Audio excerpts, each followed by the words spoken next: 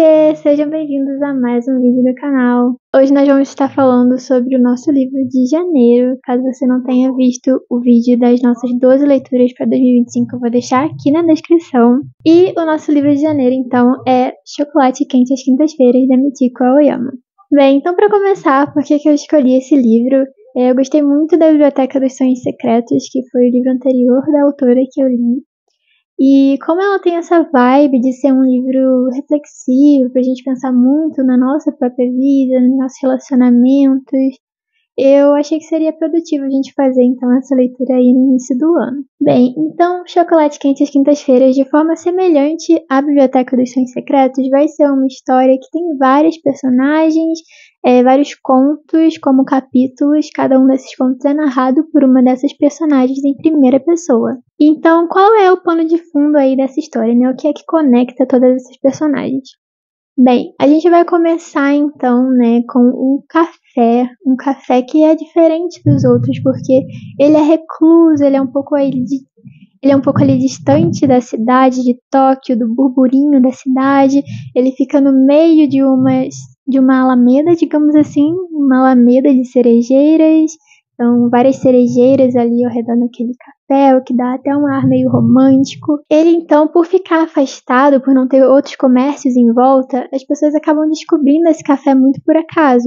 E quando elas descobrem, elas não conseguem mais se afastar de lá, elas não conseguem frequentar outros cafés, ou enfim, elas não conseguem deixar de se apaixonar por aquele ambiente, porque ele é muito encantador, e é um ambiente assim de paz, e também tem um atendente que é muito gentil, muito acolhedor. Então as pessoas acabam desenvolvendo ali um afeto pelo Café Marble, que é o nome do café. E no primeiro capítulo a gente vai ver então a história do gerente / atendente do café, que é uma pessoa que chegou ali naquele café um dia que ele estava precisando de emprego, e ele viu que estavam contratando, e o então gerente / dono do café contratou ele na mesma hora, na base da intuição, porque conseguiu ver que ele era um cara compromissado, digamos assim, né, na base da intuição mesmo. Esse personagem se chama Mestre, e ele aparece em outros contos também da história. Mas então, esse nosso novo gerente, ele vai então começar a trabalhar ali no café e vai desenvolver uma relação tanto platônica com uma cliente que é um pouco misteriosa. Então isso já chama a atenção dele, porque é uma cliente que, primeiro, frequenta o café sempre no mesmo dia, que é às quintas-feiras, e segundo, ela sempre faz o mesmo pedido, que é um chocolate quente. E também, assim, além desses fatores que já despertam bastante curiosidade, essa cliente tem um comportamento um tanto anacrônico, porque ela sempre está escrevendo longas cartas em inglês.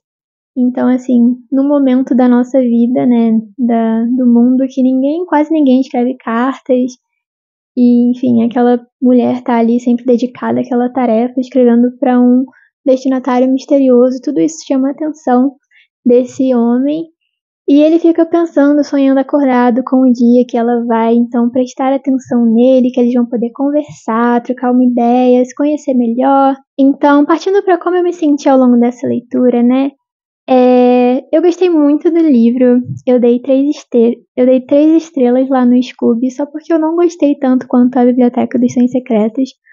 Mas eu gostei muito porque é um livro bem curtinho, e nesse breve espaço a autora consegue desenvolver bastante coisa, eu acho. Ela tem o estilo de prosa dela que é bem direto ao ponto, bem assim, sem muita enrolação. Eu até entendo quem não gosta da escrita dela, mas eu acho que as pessoas também têm que pensar que essa é a proposta do gênero, né? Esse gênero de literatura de cura, ele é muito assim, direto ao ponto, é uma literatura feita pra não ser muito complexa, né? E eu acho a prosa dela bem poética. O que mais me pega é que ela consegue desenvolver muito bem os personagens, a gente fica muito apegado a eles, desenvolve até certo afeto, digamos assim. E os personagens parecem muito reais, parecem pessoas que você já conheceu ou que você poderia ter conhecido na sua vida. E além disso, a autora traz uma reflexão aqui, né, sobre como a gente pode enxergar a nossa vida dos olhos de outra pessoa e como às vezes isso pode trazer mais sentido para a forma de como nós nos vemos.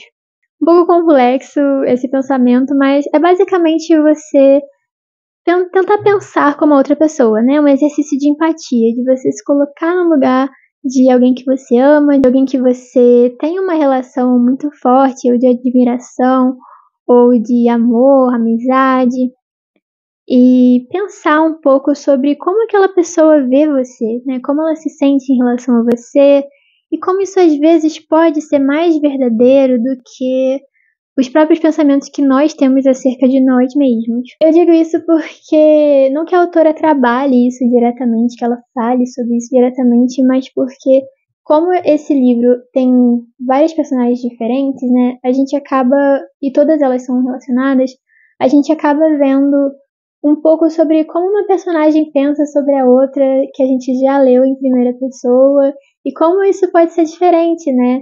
Como aquela personagem, quando a gente leu o conto dela, o capítulo dela, ela pensava de uma certa forma, e aí a gente vê um conto narrado pela amiga dela, que se sente de uma forma muito bonita sobre ela, né?